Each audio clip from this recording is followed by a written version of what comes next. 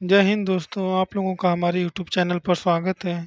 आशा करते हैं आप लोग स्वस्थ होंगे और आप लोगों की पढ़ाई अच्छे तरीके से चल रही होगी।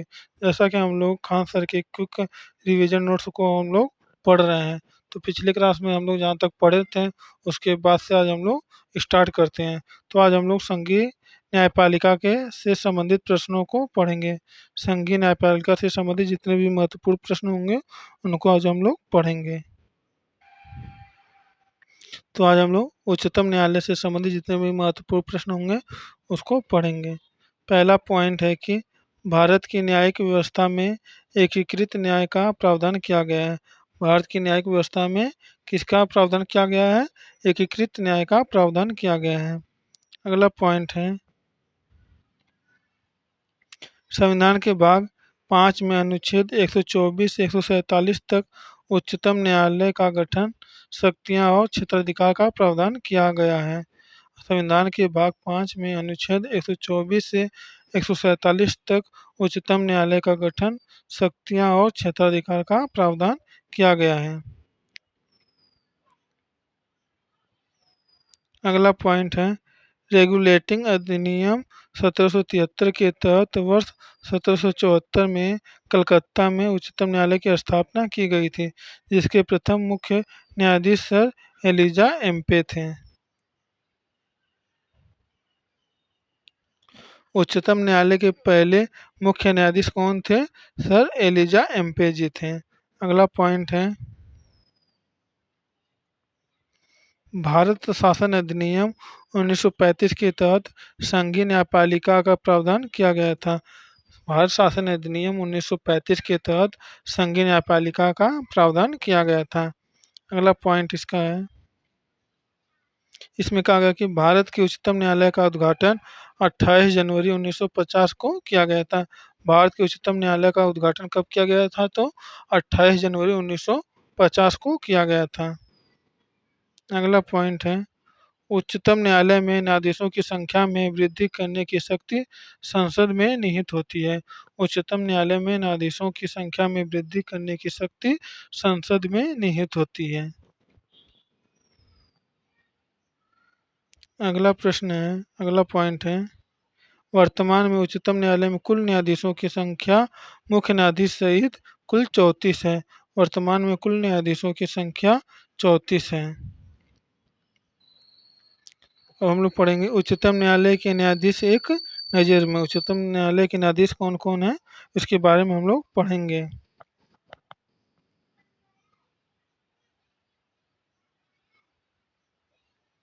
उच्चतम न्यायालय के न्यायाधीश की नियुक्ति कौन करता है? तो राष्ट्रपति करता है। और इनके निर्वाचन की प्रक्रिया कैसे होती है? तो संसद को असमर्थता का आधार पर इनका क्या करता है? चयन करता है। और जो है मुख्य जो है न्यायाधीश को शपथ कौन दिलाता है? तो उच्चतम न्यायालय के मुख्य न्यायाधीश को शपथ भारत के राष्ट्रपति के समक्ष दिलाया जाता है। और जो मुख्य न्यायाधीश अपना इस्तीफा किसको देते हैं? तो मुख्य न्यायाधीश अपना इस्तीफा भारत के राष्ट्रपति को देते हैं। भारत के मुख्य न्यायाधीश का कार्यकाल कितना होता है? तो इनके कार्यकाल का कोई निर्धारण नहीं किया गया है। और इनका जो अधिकतम आयु कितनी होनी चाहिए? तो इनकी अधिकतम आयु 65 वर्ष तक ये अपनी सेवा को दे सकते हैं। और मुख्य न्यायाधीश की कितनी आय होती है? तो मुख्य न्यायाधीश को 2.8 लाख रुपया प्रतिमाह का वेतन दिया जाता है और अन्य अन्य न्यायाधीश को 2.5 लाख रुपया प्रतिमाह दिया जाता है।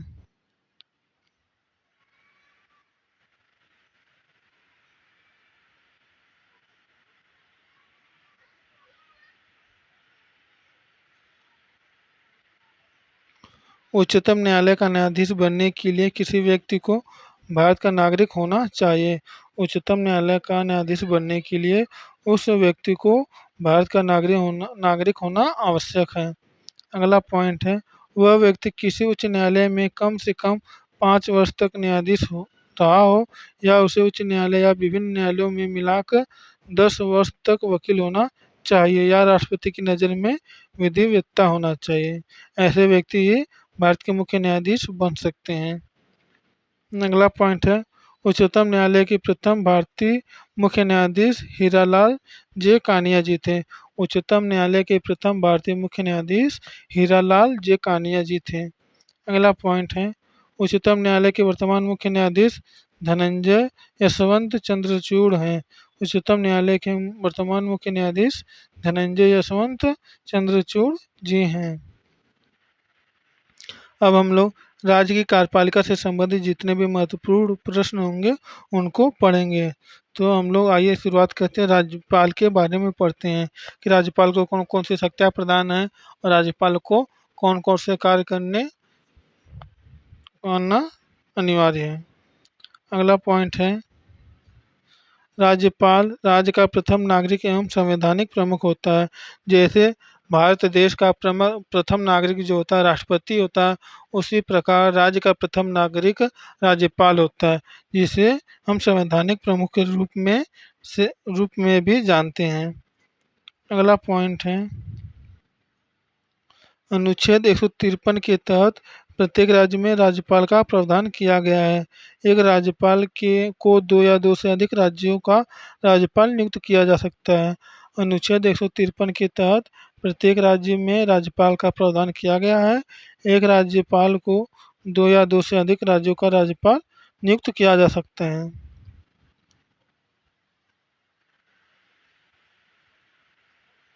अगला पॉइंट है, राज्यपाल जो होता है राष्ट्रपति के प्रसाद पर्यंत कार्य करता है। राज्यपाल जो होता है राष्ट्रपति के प्रसाद पर्यंत कार्य करता है।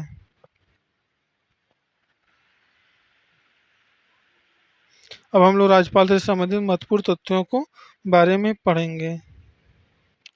राज्यपाल के पद का उल्लेख किस अनुच्छेद में है? तो राज्यपाल के पद का उल्लेख अनुच्छेद 153 में किया गया है। और राज्यपाल के पद का स्रोत किस देश से लिया गया है? राज्यपाल के पद का स्रोत का यह कनाडा देश से लिया गया है। अगला पॉइंट है,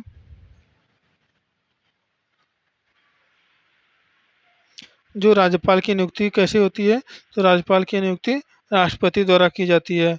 यह केंद्रीय मंत्रिपरिषद की सिफारिश पर राष्ट्रपति द्वारा राज्यपाल की नियुक्ति की जाती है। राज्यपाल को शपथ कौन दिलाता है? तो राज्यपाल को शपथ हाई कोर्ट के मुख्य न्यायाधीश जी दिलाते हैं।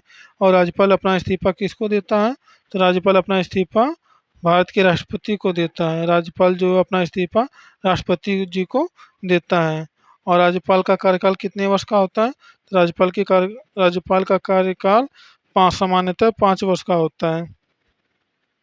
राज्यपाल बनने के लिए उसकी न्यूनतम आयु कितनी वर्ष होनी चाहिए? तो राज्यपाल बनने के लिए उसकी न्यूनतम आयु 35 वर्ष होना चाहिए।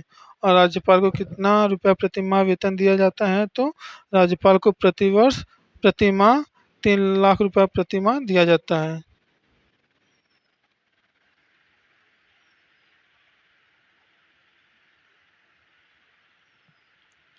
अब हम लोग भारतीय संविधान और के बारे में प्रश्नों को पढ़ेंगे।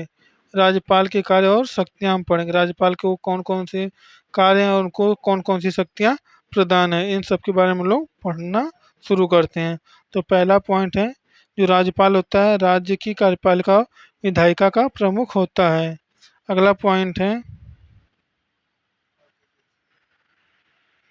राज्यपाल राज्य सरकार के महत्वपूर्ण अधिकारियों की नियुक्ति करता है। जैसे मुख्यमंत्री का, राज्य मंत्रिपरिषद के सभी मंत्रियों का, महाधिवक्ता का और राज्य संबंधी संस्थाओं के अध्यक्ष एवं सदस्यों की नियुक्ति कौन करता है?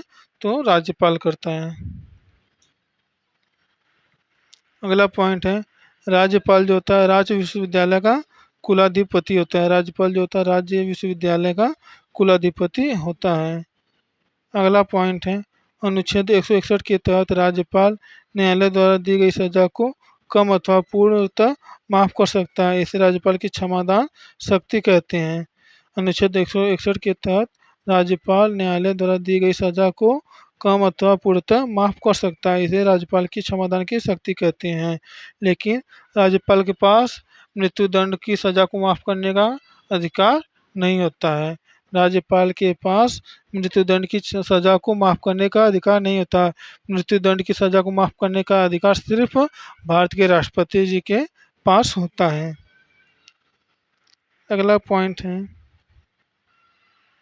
अनुच्छेद 171 के तहत राज्यपाल विधान परिषद की कुल सदस्य संख्या का 1/6 भाग सदस्यों को मनोनीत करता है, जिनका कला, विज्ञान, साहित्य, समाज सेवा एवं सहकारिता के क्षेत्र उत्कृष्ट योगदान होता है। ऐसे व्यक्तियों को वह राज्यपाल द्वारा नियुक्त किए जाते हैं। अगला पॉइंट है, अनुच्छेद 174 के तहत राज्यपाल मुख्यमंत्री की सिफारिश पर विधानसभा को भंग या विघटित कर सकता है। अगला पॉइंट है, अनुच्छेद 200 के तहत राज्यपाल राज्य विधानमंडल द्वारा पारित विधेयक पर वीटो शक्ति का प्रयोग करके विधेयक को राष्ट्रपति के पास आरक्षित कर सकता है। अगला पॉइंट है, अनुच्छेद 213 के तहत राज्यपाल जो है राज्य विधानमंडल का सत्र न चलने की स्थिति में राज्य सूची के किसी भी विषय पर अध्यादेश जारी कर सकता है।